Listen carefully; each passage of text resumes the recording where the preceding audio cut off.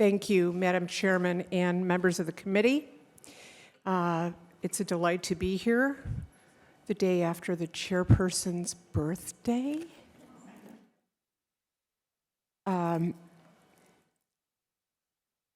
Since it's the first day this committee is meeting, I just would like to remind some members of this committee that a portion of this bill was already heard in front of the Human Services Committee in the 99th General Assembly. The trigger, House Bill 40 also will now repeal the dangerous trigger provision contained in Section 1 of the Illinois Abortion Law of 1975. In enacting the abortion law after Roe, the General Assembly included is what known as a trigger provision, which states that if the U.S. Supreme Court ever turns over Roe v. Wade, Illinois will revert to its pre-Roe law that criminalized abortion. Donald Trump has promised to fill the Supreme Court with justices who will overturn Roe, which is why we need to repeal this provision to make it absolutely clear that regardless of what happens in Washington, abortion will be legal and safe and accessible in Illinois. Anyone who knows of the days when abortion was illegal, remember horrible experiences where women were ending up in sepsis units at Cook County Hospital. We have a physician here who will introduce himself, who remembers those days all too well. And I just want everyone to know that women are not going back in the state of Illinois. They're only going forward. And we do not want anything but safe and legal abortion in this state. Thank you. Thank you. I would just like to read the witness slips. I have 7,883 proponents and 3,311 opponents and 10 people who have no position. So I can read all these names, or Representative Belak, was it okay if we just have them for the record? Okay, so I'm not going to read them, so if, please state your name and your organization before your testimony. Thank you. Good afternoon. My name is Edward Lynn, L-I-N-N. I'm a board-certified obstetrician gynecologist, and I'm currently the chair of the Department of Obstetrics and Gynecology at the Cook County Health and Hospital System. I'm also an associate professor in the Department of Obstetrics and Gynecology at the Feinberg School of Medicine, Northwestern University. I have personally been involved in women's health care in Chicago for more than 40 years. I attended medical school in the early 1970s at the University of Chicago and did my residency training in OBGYN at Michael Reese Hospital. I saw firsthand what happens when abortion is illegal. I'm here to testify in support of House Bill 40 to help ensure that women in Illinois will have access to safe, legal abortion care, regardless of what happens in Washington. Abortion is one of the safest medical procedures that exist today. According to statistics from the Centers of Disease Control, the risk of death from pregnancy and childbirth is 14 times higher than with abortion. Indeed, statistically, abortion is safer than a penicillin injection. But that has not always been the case. Before abortion was legally available from qualified medical providers, women died with regularity from illegal abortions. There were septic abortion wards that separate areas that were set up to treat women who presented with life and health-threatening complications from illegal abortions. I saw women of all races and classes lose their fertility because of these complications. And I saw women die. One night when I was on call, a mother of 7 came to the hospital after an illegal abortion. She had developed a very severe complication, a gangrenous infection of the uterine wall. This infection was destroying the wall of her uterus, and she was at serious risk. The surgeon on call attempted to perform a hysterectomy, but the infection had affected the vessels to her kidneys, which they disintegrated during the surgical procedure, and the patient bled out on the table. 7 children lost their mother. Our patient lost her life, and I became an OBGYN who has supported access to safe, legal abortion ever since. Abortion is an essential reproductive health option for women. It's critical to ensure the woman never finds herself in the kinds of preventable life and health-threatening situations I saw in the early 1970s. We were trained at that time to deal with these cases because we saw them with such frequency. I'm here today to urge you to do all you can to ensure that women never go back to those days.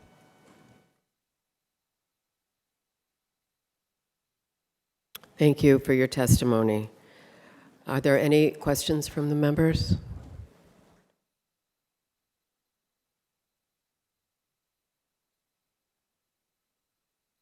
Representative Ballack? Thank you very much, Doctor, for your testimony. There's a lot of other issues in this bill, and so when you said you didn't care what was going on in Washington, but it is a federal law that Medicaid does not fund abortions except for rape, incest, and the life of the mother. That would be changed under this law. There are 15 states that have already done this, Representative Belloc. Yes. Well, they can do it, but they won't be receiving federal match for Medicaid. Right. No. So that would probably cost the state around $12 million. The last fiscal note that came out from Health and Family Services on that I provision was of the given bill. today. Yeah, when I wasn't given it by HFS, but I was given some figures. But I just wanted to ask if the doctor knew that that was federally prohibited as far as state match by Medicaid dollars. Okay, thank you. Okay. So we have had one proponent. I didn't read all the opponents and all the people who would like to speak, but we're going to allow just one opponent. If Bob, and if anybody has any other testimony they would like to distribute, bring it up here.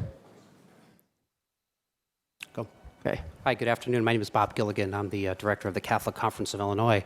And I'm here today representing Cardinal Supich and the 5 Illinois bishops across the state. Cardinal Supich and the 5 Catholic bishops are in strong agreement that this bill must be opposed and it should not pass. Yes, the bill's about abortion. It's a controversial subject. But it bears reminding everyone that the one thing that happens in an abortion is that a human life ends. Science tells us this. Look at the image of an ultrasound. That is an unborn child, and it is alive. Now, this legislation takes the abortion controversy one step further. It mandates that every Illinois taxpayer fund the taking of an innocent human life. For years, we've had the debate in this chamber and across the country whether it should be legal, whether we should have certain restrictions. But now, if this legislation passes, we will all be supporting it by funding it through our state tax dollars.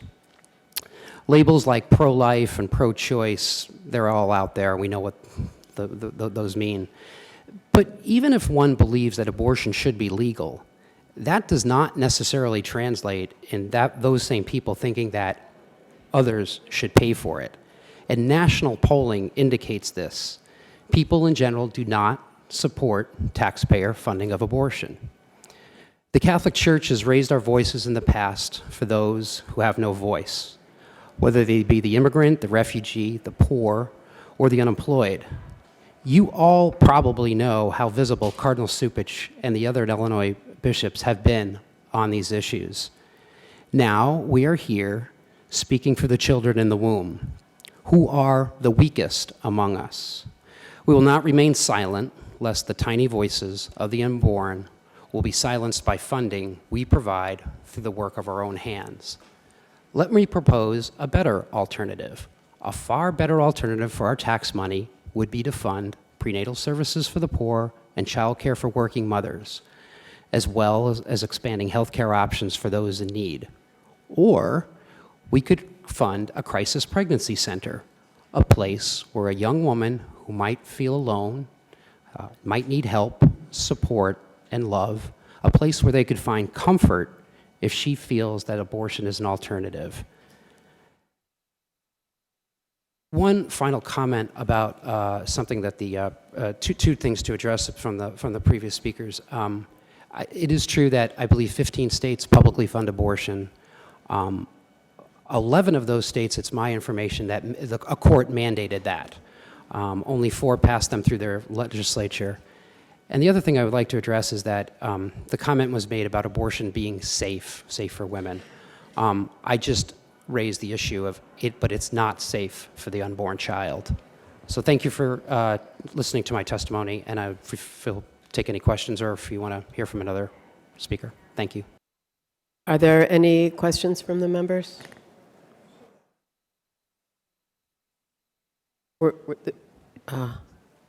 Representative Wallace? Thank you, Madam Chair. I did have a question for the most recent speaker and the doctor thereafter. What was your name again? I'm sorry. I couldn't hear you. Bob Gilligan. All right, Bob. Mr. Gilligan. Thank Hi. you for being here. Yeah, so thank you suggest that should the pregnancy be carried to term, that mothers should be supported with prenatal care, access to services like child care afterwards. Do you have suggestions about other services such as food, clothing, and shelter if the family is already living in poverty? Absolutely. And I think, Representative, that you will find crisis pregnancy centers do an excellent job in doing that. They are all across the state. They're set up for just this type of situation because oftentimes women find themselves in positions where there's nobody around them, that comfort, love, they need support. So crisis pregnancy centers do serve a very valuable function in providing that support, and many of them even provide a place where women can stay for up to 2 years all alone. So I think that's something that I would say that the private sector is doing in and of itself on its own right now, and perhaps the state could also support those efforts on its own.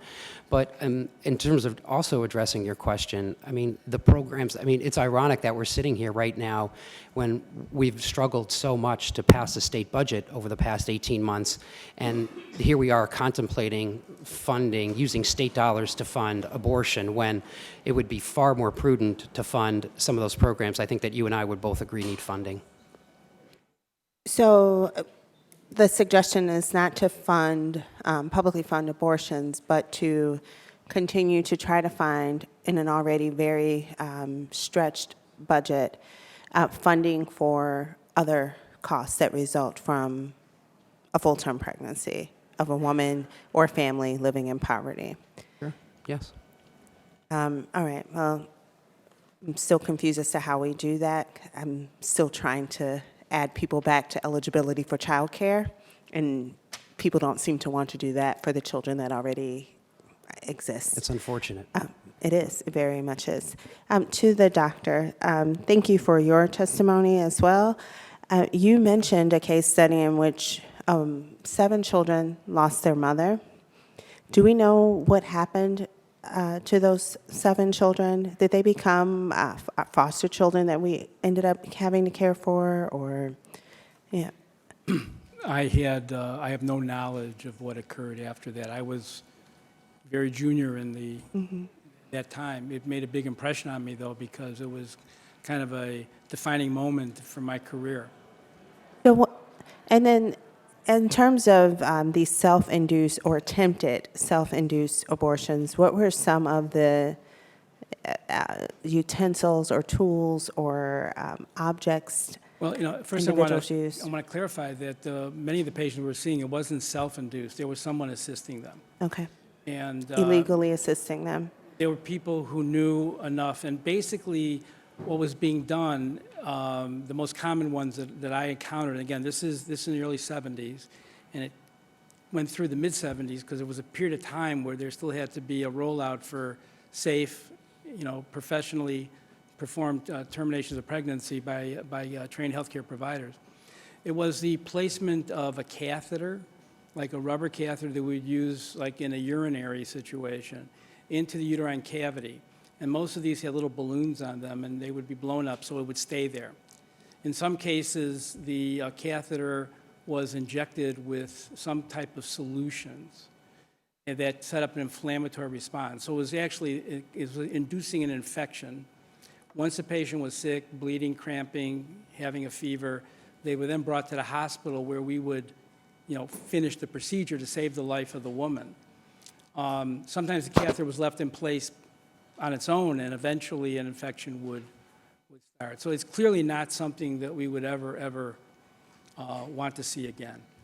And you mentioned loss of fertility. Do you have maybe a rough estimate of how many women who had these illegal procedures, unsafe procedures, actually lost the ability to have future children? No, I don't have a direct number or statistic related to prior terminations of pregnancy. Where we would notice it very often, and at that time I was at Michael Reese and we had a large infertility program.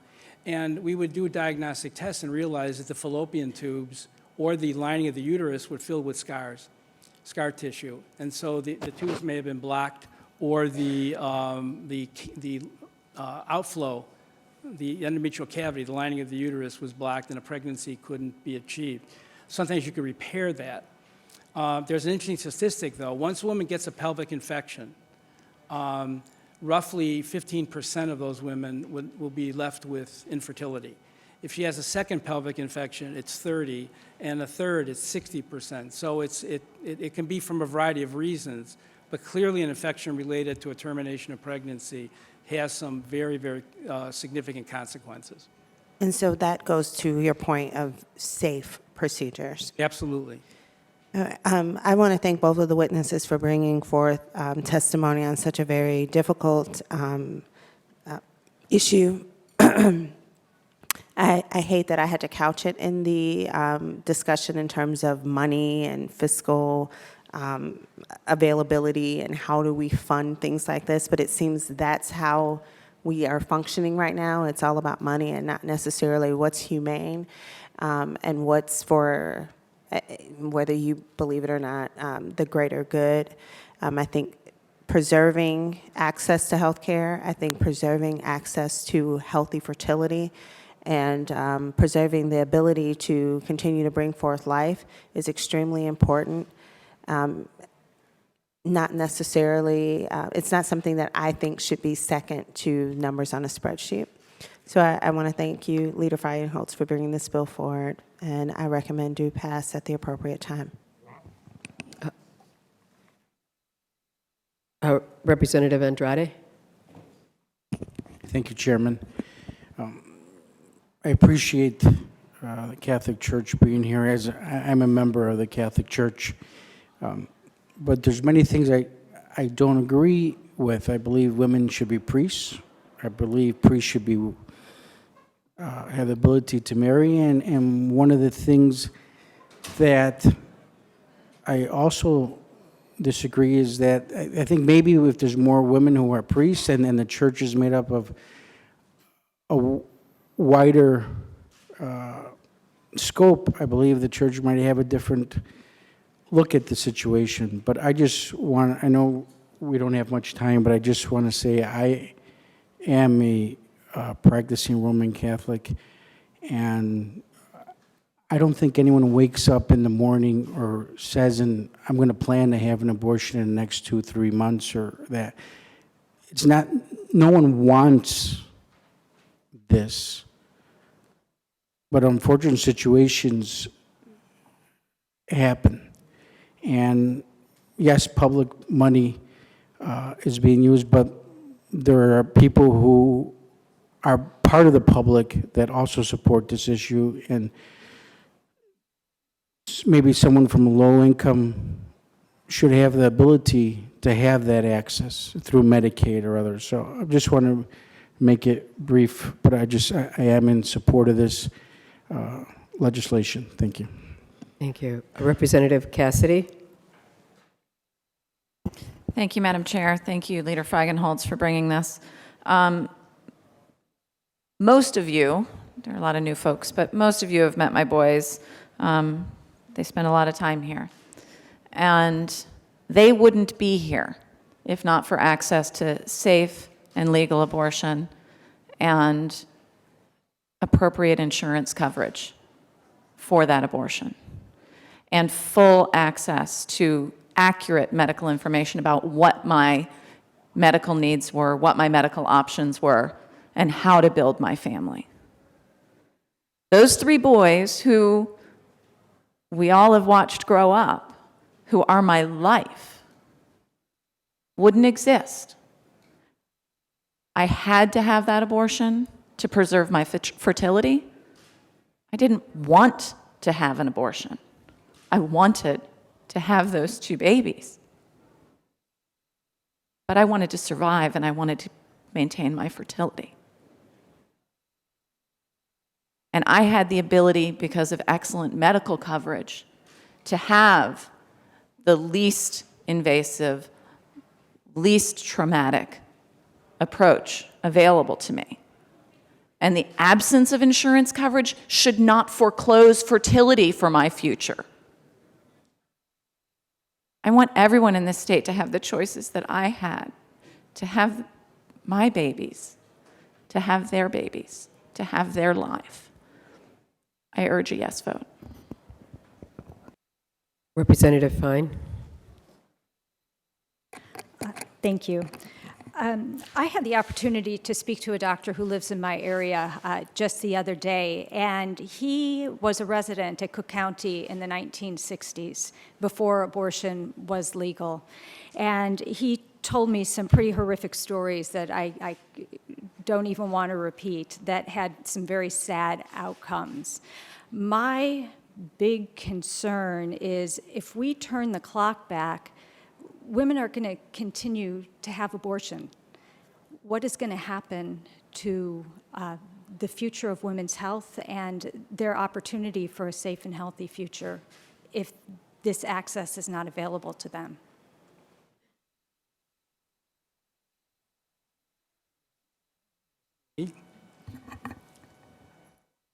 Representative Fine, I mean, I think that we've all been hearing, I can't imagine how difficult it was for Representative Cassidy. I'm like, to tell this story. I was around when this happened to Kelly. And this was a very, very painful experience for people who loved her. And, the illustration that you talk about the physician you were discussing this with, along with Dr. Lynn, I mean, Illinois is very much at risk. Things are very fluid in Washington. Things are coming out of Washington that we never thought we would hear or see in our lifetime. And I think that it is incumbent upon the Illinois legislature to affirmatively strike this risky trigger language out of our statute, and at the same time, make sure that we have insurance parity for all women.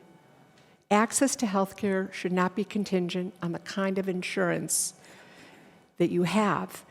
Had I run to be an alderman in city council in Chicago, I would have had abortion care services. But because I'm a state employee, I don't. So it's time to pass this bill. It's time to support women who are trying to plan their families, achieve economic independence, and not restrict them from these very core services that are part of an array of healthcare services that women will need in their lifetime. Representative Jessel. Thank you, Madam Chair. This is a question of the representative, the sponsor of the bill. I just wanted to go to a section that is near the end of the bill. It's on page 36 if you're looking at it, but it's section 720.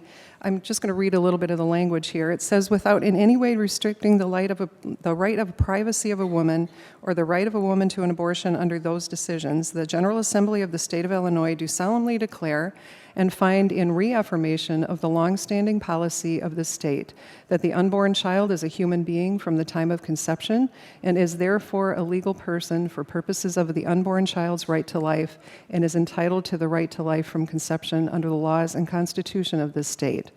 That section has been in this law, and this is being struck. I'm just wondering, why are we striking this? Why was it necessary to remove this from our state statute? Provisions were written in response to the Supreme Court. The whole 1975 Abortion Act was a response from anti-choice legislators, and that was one of them. We are trying to destigmatize this procedure, and that is part of what we're attempting to do here. Okay, so are we saying then that if we strike this language, that we do not recognize the humanity of an unborn child? You know, as a regardless state? how we feel about abortion, Representative Jessel, it is not our place to decide these things. We want to make sure that abortion is safe and legal in this state to avoid the problems and the situations that Dr. Lynn and Representative Fine and Representative Cassidy just described. And I understand the medical exceptions at times, but what we're saying here is that we don't recognize, and I think we have a responsibility to recognize that even an unborn child is a human being. We have that responsibility as a culture, we have that responsibility as a state. And by striking that from the language, we do not do that. We recognize them in statute when it comes to murder. There's statute 720 that says it defines intentional homicide of an unborn child. It does make the exception with abortion, but we recognize that these children are people for purposes of murder or voluntary manslaughter or involuntary manslaughter, but we're saying in this statute that we're removing their personhood. And I think that there's a problem when we can't even state that a child is a person, and we have to strike that from the record. A couple of things that I just want to note. At 5 weeks, a heart begins to beat. At 6 weeks, the nose, mouth, the ears, and the brain are forming. At 8 weeks, a baby moves around and neural pathways are being formed. At 13 weeks, they have fingerprints, veins, and organs that are visible through the skin. This is a person. And I don't think we have any place in removing that out of the protection or the Constitution. We already have an abortion exception here, and to remove that language is very troubling to me as a state, as a culture, that we cannot recognize that that's a person in the womb. Thank you. I respect what you're saying, but I also respectfully disagree with you. But thank you. I want to do, and a lot of people in the state of Illinois want to keep abortion safe and legal. And that is why we are moving this legislation forward. So thank you. Thank you for bringing this bill forward. Thank you for your testimony. I, too, came of age before abortion was legal. And I have heard many stories about women losing their fertility, about people almost dying.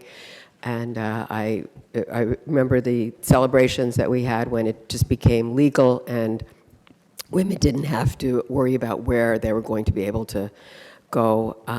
You know, it's important that women can control their own fertility. And, you know, these days there are many, many methods, but they're not all 100% effective. And women need this as their last option. So we are going to move forward, and there being no further debate, Representative Wallace moves that House Bill 40 do pass. Clerk, please take the roll. There being 7 votes in favor, 5 votes opposed, and 0 voting present, House Bill 40 will be favorably reported to the House floor. Thank you.